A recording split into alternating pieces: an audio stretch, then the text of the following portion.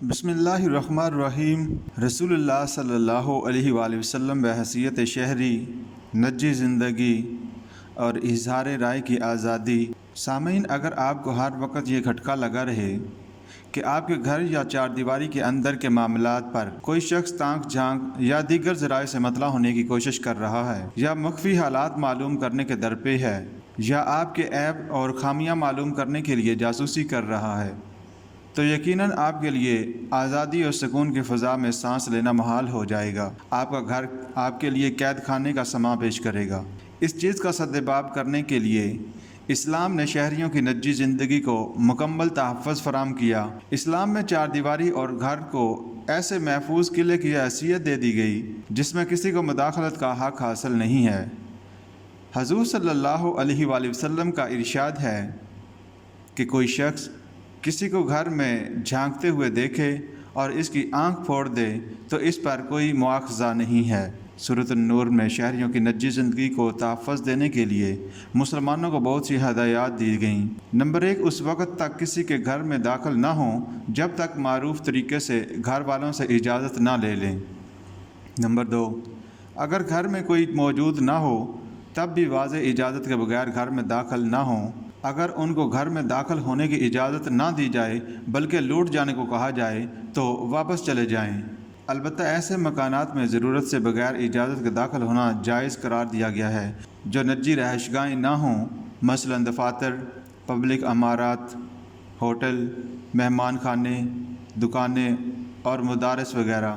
اسی طرح سورۃ الاحزاب میں یہ حکم دیا گیا کہ اگر کسی گھر میں ضرورت اور اجازت سے جاؤ تو وہیں دھرنا مار کر مت بیٹھ جاؤ اور نہ غیر ضروری باتیں کرنے میں لگے رہو، بلکہ اپنے کام سے فارغ ہونے کے فوراً بعد واپس چلے جاؤ تاکہ تمہارے اس طرز عمل سے صاحب خانہ کی نجی زندگی اور ذاتی معاملات میں خلل نہ پڑے۔ ان ہدایات کے ساتھ ہی یہ بھی فرمایا گیا کہ اگر دروازے پر کوئی چیز لینی ہو تو پردے کے پیچھے سے مانگو۔ مسلمانوں کو دوسروں کے نجی معاملات کی ٹوہ لینے، راز ٹٹولنے اور پھر انہیں دوسروں کے سامنے بیان کرنے سے بھی منع کیا گیا۔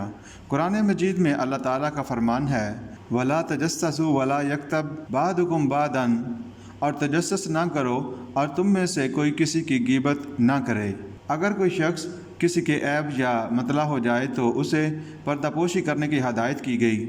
رسول اللہ صلی اللہ علیہ وآلہ وسلم نے فرمایا، جس شخص نے کسی کے عیب کو دیکھا اور اس کی پردہ پوشی کی، اس نے گویا ایک زندہ درگو انسان کو زندہ کیا۔ حضور صلی اللہ علیہ وآلہ وسلم نے حکمرانوں کو بھی تجسس کرنے سے منع فرمایا۔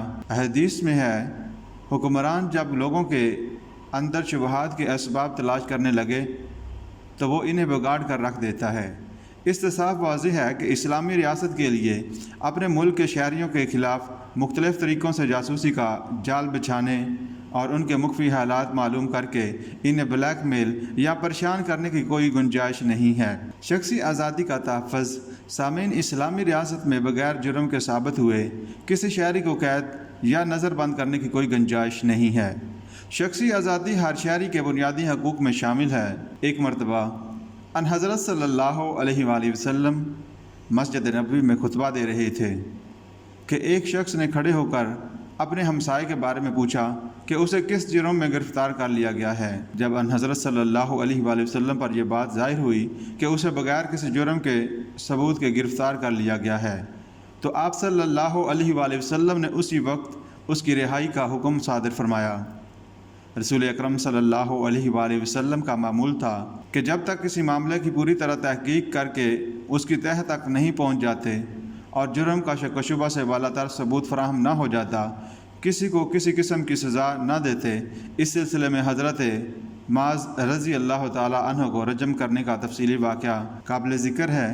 حضور اکرم صلی اللہ علیہ وآلہ وسلم حضرت معاذ رضی اللہ تعالیٰ عنہ سے جرم اور اس کی نوعیت کے بارے میں مختلف انداز میں بار بار استفسار فرماتے رہے، یہاں تک کہ آپ صلی اللہ علیہ وآلہ وسلم کو اس امر کا قطعی طور پر یقین ہو گیا کہ فی الواقع معاذ رضی اللہ تعالیٰ عنہ نے جرم کا ارتکاب کیا ہے۔ اس کے بعد آپ صلی اللہ علیہ وآلہ وسلم نے رجم کا حکم فرمایا۔ جرم و سزا کے معاملہ میں اسلام کا انداز فکر یہ ہے کہ شہریوں کو خواہ مخواہ سزا دینے کے لیے ہیلے بہانے اور اسباب و شواہد نہ تلاش کیے جائیں۔ جب تک جرم قطعیت کے ساتھ ثابت نہ ہو جائے سزا دینے سے اجتناب کیا جائے۔ حضور صلی اللہ علیہ وآلہ وسلم کا ارشاد ہے، جس حد تک ممکن ہو مسلمانوں یعنی شہریوں کو سزا سے بچاؤ، کوئی گنجائش نکلتی ہو تو انہیں چھوڑ دو۔ یہ بات کہ امام کسی شخص کو سزا دینے میں غلطی کر جائے، اس سے بہتر ہے کہ وہ اس کو سزا دینے میں غلطی کر جائے۔ ایک دوسری حدیث مبارکہ میں فرمایا، جب تک بچانے کی کوئی راہ مل رہی ہو اس وقت تک لوگوں کو سزا سے بچاؤ۔ اس بارے میں حضور صلی اللہ علیہ وآلہ وسلم نے واضح اصول مقرر فرمایا، ادرأوا الحدود بالشبہات، حدود شریعہ کو شکوک و شبہات کی بنا پر ساکت کر دیا کرو۔ قرآن حکیم میں اللہ تعالیٰ کا واضح حکم ہے، جو شخصی آزادی شہریوں کو اللہ تعالیٰ کی جانب سے مرحمت ہوئی ہے، اللہ تعالیٰ کا رسول بھی ان سے سلب نہیں کر سکتا۔ ارشاد الہی ہے، کسی انسان کا یہ کام نہیں کہ اللہ تعالیٰ تو اسے کتاب و حکمت اور نبوت عطا کرے اور وہ لوگوں سے کہے کہ اللہ تعالیٰ کے بجائے تم میرے غلام بن جاؤ۔ وہ تو یہی کہے گا کہ ربانی بنو، یعنی خدا کے غلام بنو۔